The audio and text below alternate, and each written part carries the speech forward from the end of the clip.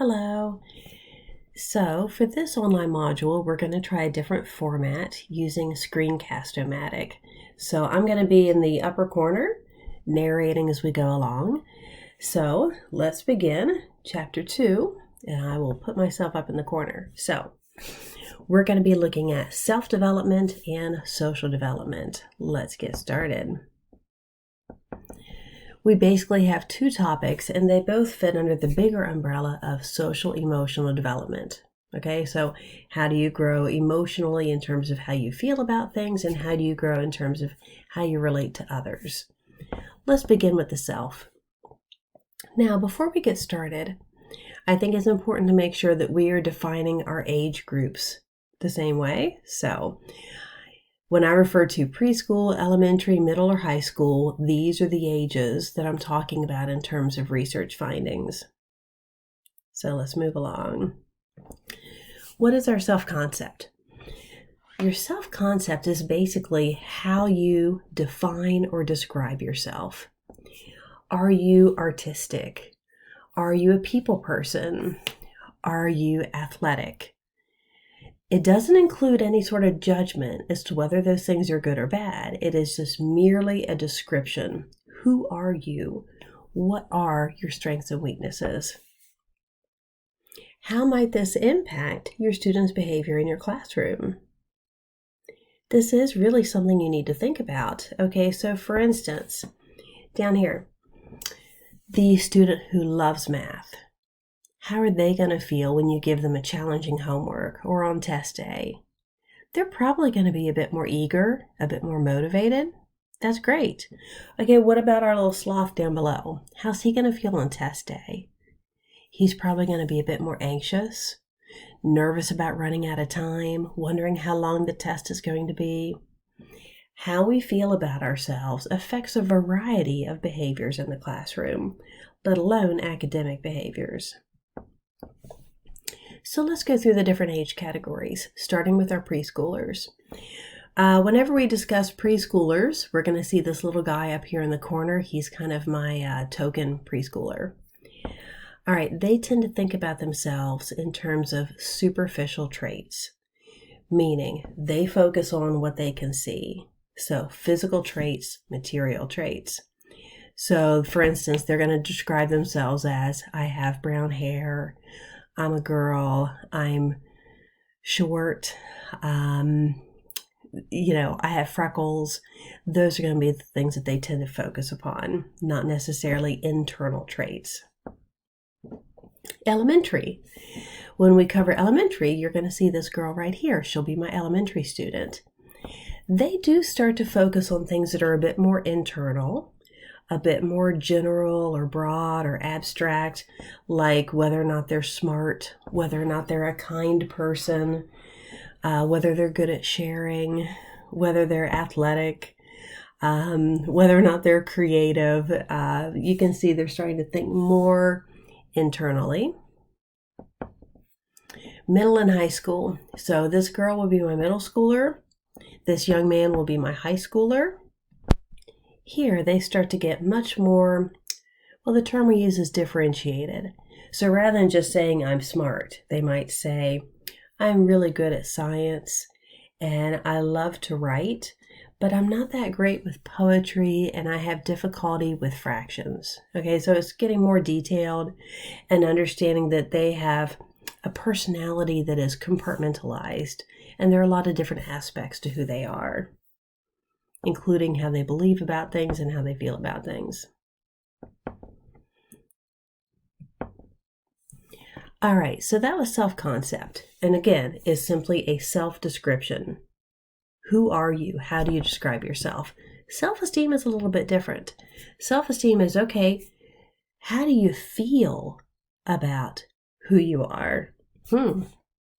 Okay, so what if I feel like that sloth who says he's a slow test taker?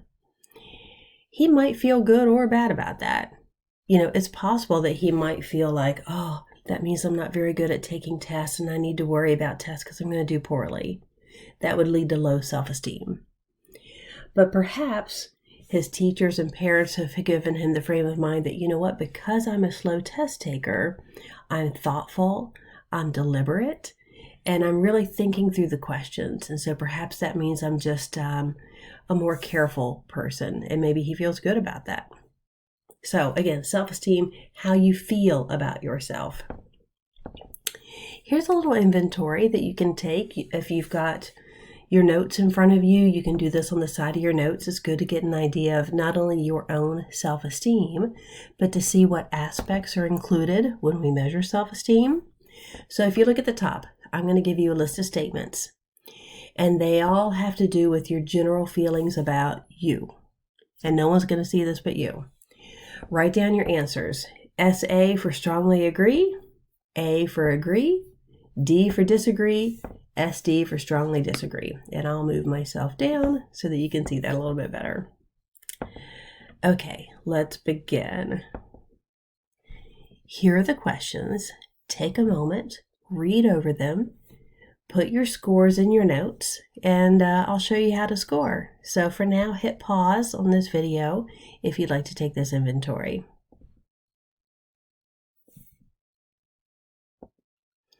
All right, I'm going to assume that you're done now if you hit pause. How do you score yourself?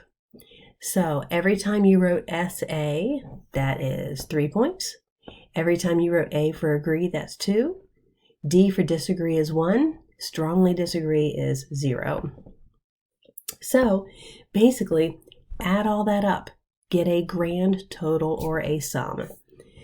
The higher your score, the higher your self-esteem.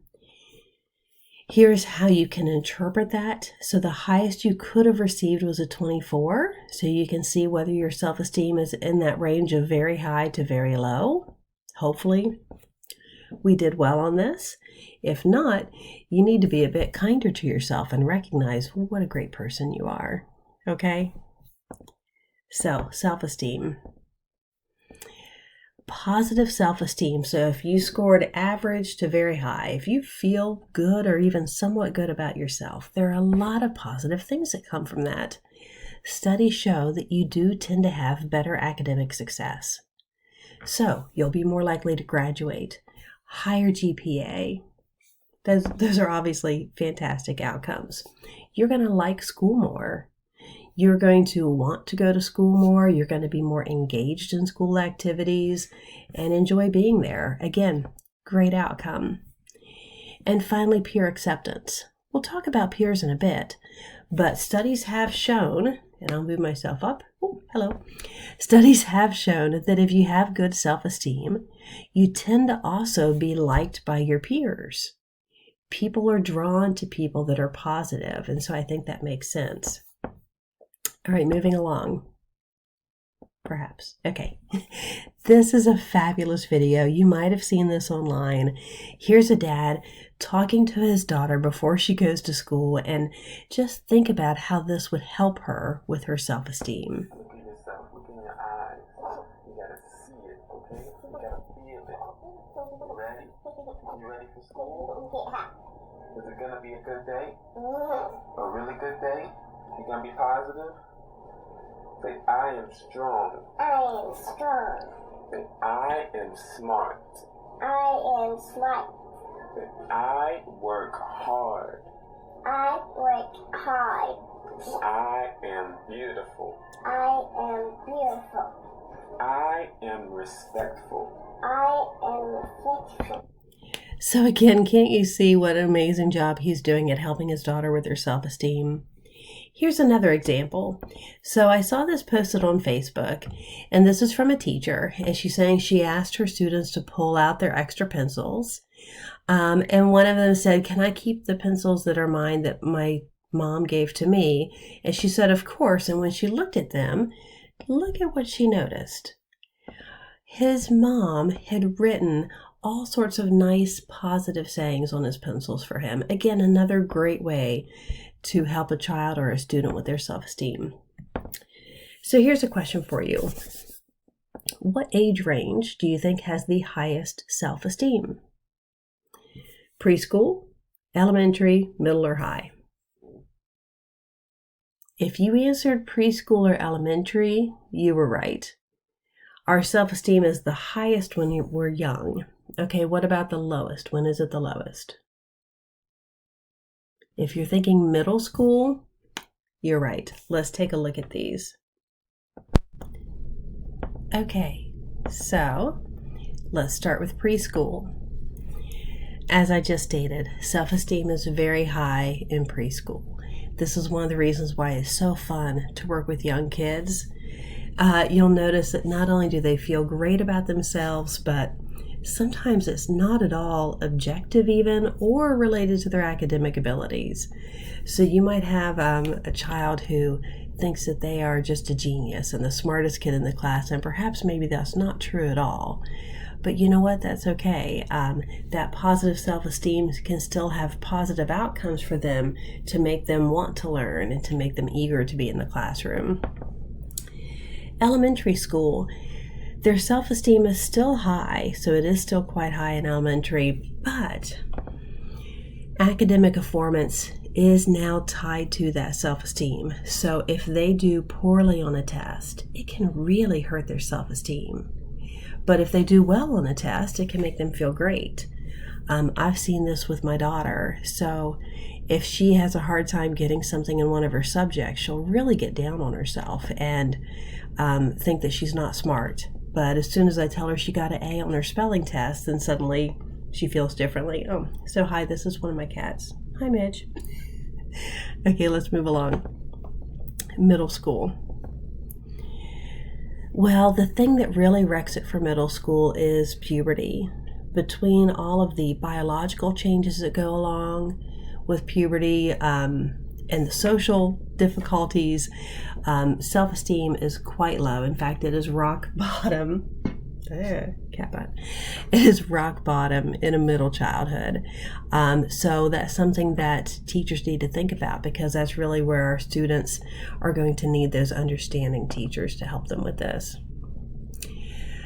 Here's an example. So this is from Pickerington Schools, which is right outside of Columbus, and you can see here they're having a ladies' luncheon to get together with the school counselor and the girls in the school to talk about things like self-esteem. Here's an example from Columbus City Schools. They have this program, Girls on the Run, and they work with coaches and they talk about building confidence and finding your inner star and all these things that are obviously great also for your self-esteem. Then we have high school. High school is when self-esteem starts to come back up, which is great.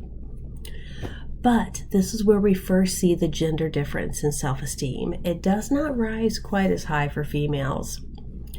And we have a gender difference in self-esteem for quite some time, starting in high school.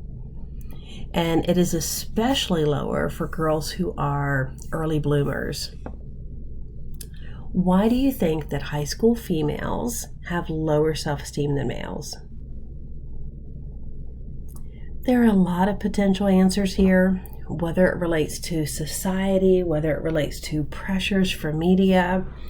We don't know exactly what the answer is. It's probably multiple variables.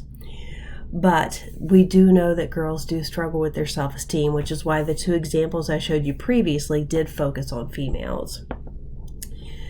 And when it comes to their lower self-esteem, it's really tied to physical appearance, not being happy with how they look or how they think other people view them.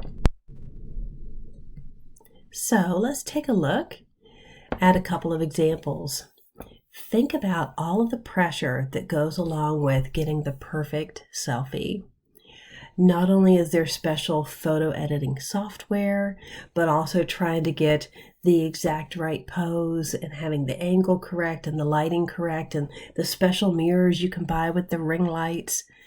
That is so much pressure all about a photograph and a presentation of yourself that you're putting out there online. Here's a short video to give you an idea of how girls in middle school and in high school feel about how they look and how it affects their self-esteem. And I don't really like my weight. Really? Yeah, most of my girls in my grade are really slim, like they're tiny. and I'm bigger than them. I don't see myself as big, but I see myself as like right in the middle. Right. And I want to be skinny.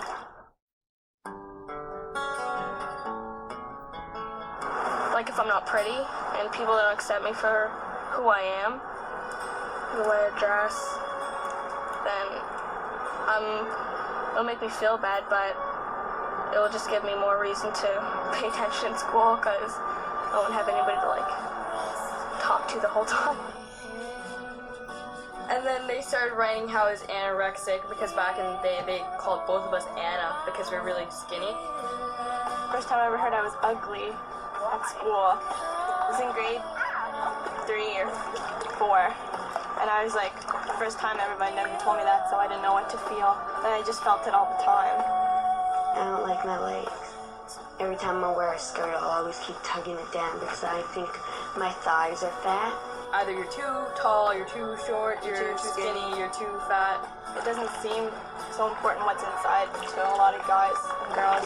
Like, no one really looks for your personality. They just look at you, okay, she's sexy, he's sexy.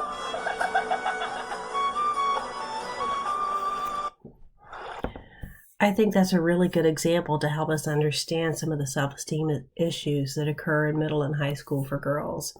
And I saw this on Facebook perhaps a year ago, and I thought it was obviously relevant to this chapter. The idea of teaching people to be beautiful on the inside. Okay, within the world of self-development, there are some other interesting issues that come about around even middle school to high school. And we put this under the umbrella of adolescent egocentrism. So we will be covering egocentrism in a different way when we talk about Jean Piaget. But here, adolescent egocentrism is the fact that teenagers have a hard time distinguishing between reality and how they view things because they tend to get so stuck in their own head and they tend to really not see things in the world all that accurately. They are a bit too self-centered. And in fact, their whole worldview is very self-centered. Everything seems to revolve around them. Think, for instance, about your first relationship when you were younger. And most likely that relationship at some point broke up. And how at that point you felt like that was just the biggest, most important thing in the world and how no one could possibly understand that. That all fits under this umbrella. So this is also why there starts to be a big divide between teens and adults during this time period. So here's an example. I obviously have no shame, so this is a diary excerpt from myself when I was young. All right, here we go. It's New Year's Eve, and I'm sitting at home. It's 11:26, and my mom wouldn't let me spend the night with Amy. When I grow up and become a mentally disturbed serial hatchet murderer, I hope she knows it's because I had no social life as a teen. Okay, yeah, I seriously wrote that. And I really felt that way, that one night was going to be somehow so huge in my life, the things that I was missing out on. That is adolescent egocentrism. So some of the ways that this manifests, one is what we call imaginary audience. Imaginary audience is that they feel like everybody's watching them. Now, combine that with low self-esteem and with puberty. Everyone's watching you and you feel fat or ugly or stupid and you now have zits on your face that you don't understand and your body's doing weird things. Imaginary audience is not a fun thing. So think about that with how you teach your classes. So if you were teaching a class where you're calling on students individually to answer questions and put them on the spot, and they're in this time period, you're making them miserable. If you call them to the board by themselves to answer a difficult math problem in front of everyone, again, making them miserable. Think about how you can take the spotlight off of them so they can focus on learning. So I guess this relates to what I was just talking about, the teaching strategies that might overly stress these students. I love this one. Me talking to the imaginary audience that watches my life. What you're about to watch is a nightmare, and that might be how they feel. Or the idea that they're at the beach and they feel like everyone's looking at them. They're obviously not enjoying the beautiful weather or the ocean. They're looking at you. Okay, let's continue. Here's a short video from School of Rock. And I think here you can clearly see that one of the girls in his class is suffering from imaginary audience. What is it? Are you nervous? Yeah, why? What are you afraid of? They're gonna laugh at me. What? Why would they laugh at you? I don't know. 'Cause I'm fat. Tamika, hey, you've got something everybody wants. You've got talent, girl. You have an incredible singing voice, and I'm not just saying that. You heard of Aretha Franklin, right? Okay, she's a big lady, but when she starts singing, she blows people's minds. Everybody wants to party with Aretha. Look, you know what? That's not even the point. The thing is, you're a rock star now. All you gotta do, you just gotta go out there, just rock your heart out. People are gonna dig you, I swear. Let's just go out there, show them what we got. What do you say? Okay. So again, I think that's a great example of how that student might feel with imaginary audience. All right, so here's another one, personal fable. Personal fable is where they feel that their problems are so big and so challenging and so unique that there's no way anyone could understand what they're going through. So obviously there's no way their parents could understand, there's no way their teachers could relate. This is where they really start to have a divide between themselves and adults. And why they tend to bond a bit more with peers, because they feel like perhaps their peers might understand. And you'll especially see this when they're having relationship difficulties. A third way you tend to see adolescent egocentrism is invincibility. So what happens here is they'll start to engage in really dangerous and risky behaviors because they feel like they're not going to be the ones to get hurt. Okay, they can text and drive. They're not going to have an accident. They don't need to wear condoms. They're not going to get anyone pregnant. They just feel like those things happen to other people, not them. I thought this was funny. So the teenage mouse saying, I can totally get away with this. So I've got a question for you. Can you think of an example of any of these in your life? I already showed you adolescent egocentrism for myself in my diary entry. Invincibility. So I grew up in the 80s.